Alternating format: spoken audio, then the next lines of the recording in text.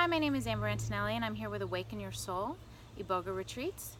This is our beautiful new sister, Nicolina, who is volunteering to share some of her experience here with us this week. So, what was it that drew you to work with this medicine initially?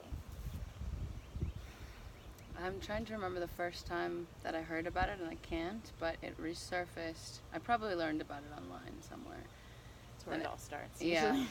And then it resurfaced when my sister took it for heroin addiction, and she, after that, she had no desire to use heroin, is still clean from heroin this day, and I saw her afterwards, and she was so, I had never seen her so full of life, and I was like, I'll have what she's I want having. some of that, yeah. I don't care if I'm not addicted to heroin. I wanted, like, she told me also that a lot of people who weren't addicted to heroin tried it and they came out from it, like, feeling really connected and starting new businesses and feeling really inspired, and so I wanted to see what it would have to offer me. What it was all about. And she did it in a detox facility. Yeah, in okay. Mexico, yeah. Yes, we don't handle detox at Awaken Your Soul. We work with psychospiritual people who are looking to just go a little bit deeper in their everyday life, heal from trauma, maybe the aftermath of addiction, or even currently during addiction, but no physical addictions, and also people that are just using it for general spiritual inquiry. So, and how did you find the medicine? I mean, you were coming here with a bit of experience, a bit of background with some other medicinal plants, but you didn't really know much about us. You didn't really know anything about to expect. So I met a friend through one of my friends. I'm so glad I didn't stay home that day. I went to a lunch and met this guy who had tried Iboga and actually had met Anthony in Africa. And told me about his experience with it, said it was beautiful and amazing, and I was completely intrigued. I was like, what? I got a connection, like, you gotta show me how to find them. Hook me up. And so then I emailed you guys. I was having a rough time a while ago, and I was like, I need Iboga, I have to find this, and I messaged you guys, and you told me about this retreat, and took me a few seconds to think about it, and then I was like, yes. A few seconds, that's impressive. Some people will contemplate a little while. No, for many months, even years. I knew that I wanted to do it. It's just a matter of coming up with the funds for it, and it's the most money I've ever invested in myself, and it's completely worth it. It's I mean, we buy things like clothes and plane tickets and trips places, but this is a trip to another realm, to meet yourself on a deeper level. Yeah. And so, in terms of the experience with the medicine, how did you find that experience? What was the what's your review on that experience? Well, I will say that coming into it, I really had no idea what to expect other than what I'd read online and heard from a couple of people. And I read somewhere after I'd already signed up for the retreat, I read online that it was the Everest of psychedelics, and it really freaked me out. Sign me up! I was like, oh my God, what am I doing? Like, I'm freaked out, and then I was really legitimately pretty scared, and I told a couple of friends, and they're like, you're crazy, that's gonna be terrible. And I was like, don't say that. And now we're telling the whole world. And so I really didn't know what to expect. I came here and like, even knowing that I'd invested one this time and two this money, and telling myself that if I didn't feel comfortable, I would still like back out and leave, because just like follow my intuition. And I arrived here and felt so comfortable with you two, and so safe, and so it just felt like a warm nest that I had landed into. And you two gave me this interview beforehand, and there I could just feel how much you care with the questions that you asked, and the way that you listened and shared yourself, and so I felt really safe going into it all, and that kind of diffused some of my fear. But I still felt because it felt like going into this dark, wild jungle and not knowing what you're gonna find inside. There might be snakes or bears or jaguars or who knows what's in there. And when I took the medicine, it was none of that. Like, it was an intense experience, but it wasn't anything that was too much for me, or I never, like, I was conscious the whole time, and it was just it was fascinating and amazing. Like, all these memories started popping into my mind, and then I would sort of analyze them with this wisdom, like a really connected wisdom, and like, oh, that's so interesting, oh, funny, that's what I do,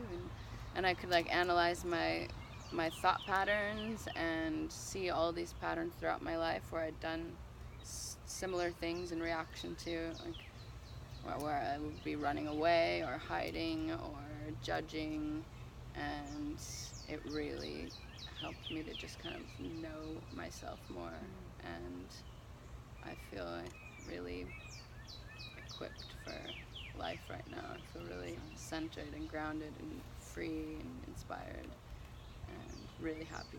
Yay. And I'm, like, filled with love for myself, and I've just been, like, when I see myself in the mirror, I'm like, I love you. Like, it feels so good. And that's in 3 days time, right?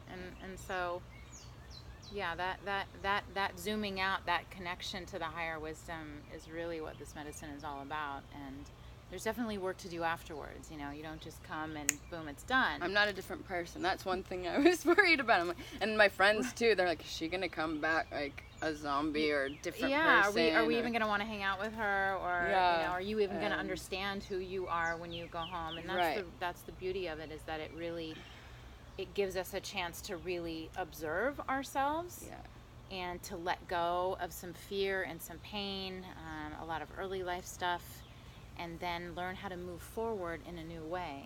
And it takes work when you get home. I mean, a lot of the impact of the medicine happens once you implement it back into your life. It doesn't just change you overnight, which is the beauty of why it's so profound and so deep, is because it takes time for you to reintegrate that knowing into your life. And if anything, I feel so much more myself right now. I feel more, like, fully myself, fully whole, than before I came here. True nature. Yeah. And so to clarify this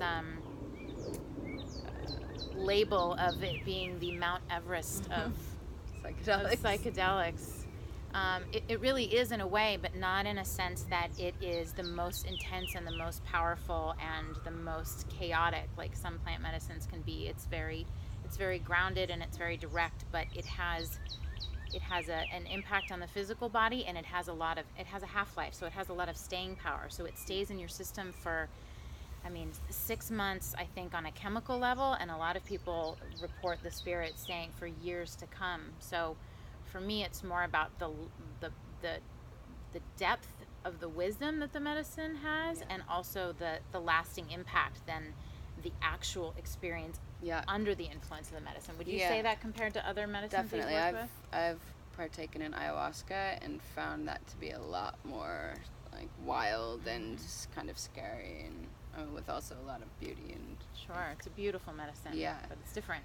But Iboga is just grounding, like you said, really simple, just this wisdom, that just being connected to my higher wisdom.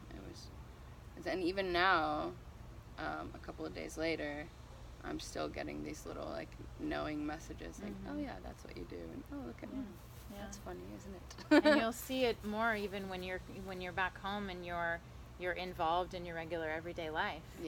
That's when you really get the opportunity to notice things even more clearly. And as I indicated, we always recommend that people work with some type of coach or healer, integration specialist once they get home, especially people that are dealing with a lot of trauma release, working on some addiction pieces, or even just regular everyday life. I have worked and still do work with coaches on a consistent basis, and I don't come from any specific trauma background, but integrating the teachings and really how to implement it and get out of your own mind and just trying to white knuckle your way through it by yourself. It can be very helpful to have some objective wisdom and someone that has the type of experience to help guide you through really what is 10 years of cognitive therapy in a night. Yeah. You know, so that's something that I encourage you to explore if it feels right. It doesn't feel right for everybody. Not everybody needs it, but it is definitely, it's a nice anchor. Yeah. Thank you. And thank you. And is there anything else you wanted to add? I recommend it, yeah. And I recommend it specifically with these guys because they have the right intentions, I feel, and they create a very safe container. It feels very loving, and that I think helps with the whole experience to feel safe. I think it's really important. Yeah. So thank you for that. Oh, thank you. Yeah, we find it, Anthony and I find it very easy to do this work. It's not easy work, but it's easy for us in the sense that seeing the transformation that happens in people is really the most gratifying thing. And we don't transform. We just hold the space and we make it a safe place for people to explore the depths of themselves. I mean, it really is some of the deepest work you'll ever do, and it's a very heroic journey to participate in the journey within. Yeah. There's so much going on in our external world, and it's very easy to ignore what's happening inside of us. And so for people to come to us to help facilitate that experience is very, it's a huge honor, and we hold it very, very high, and we take it very seriously. Yeah. So one other thing I will say is that I think the easiest thing to be afraid of is the unknown, and that's what was scary to me about this. And now that I know what it is, the next time that I do it, which I will do it again, it won't be scary. It would be much easier for me to also surrender and let go, and it's the maybe even go deeper, which you went really deep, but yeah exactly. Yeah, so and don't be afraid. Don't be It'll afraid. okay. And really, truthfully, was it any harder than anything you've ever done to yourself? Anything I've ever done to myself. The way that the way that you talk to yourself inside. I mean, Right. that's what the medicine is doing. It's talking to you, and so it's understandable that people have a lot of fear and anxiety. But really, we spend our whole lives treating ourselves like crap a lot of the time, and so. Yeah. No. There's this kind of understanding that comes along with the realizations that you're experiencing, and it feels very almost accepting and non-judgmental. It feels like, it just feels enlightening. Like, I don't want to do that anymore. Like, I don't want to act that way. And I didn't feel like I was hard on myself during the experience. It was just like, okay, it's like missing the mark there. That's not the way that I want to be. Right. Well, and the medicine doesn't judge you either. It just holds up a mirror. Yeah, right? exactly. So you can see. Yeah. And then you go, okay. Yeah, I don't want to do that anymore. Yeah. Right. Yeah, it's really beautiful. Yeah. Awesome. Oh, well, it's been such a gift having you here, and we look forward to the next time. Yes. Maybe we'll see you in Africa, or maybe back here in a few months. And for those of you who are called to the medicine, you know where to find us. Ciao. Ciao. Or Basse, as we say in Basse. PT, which means truth. Basse. Basse.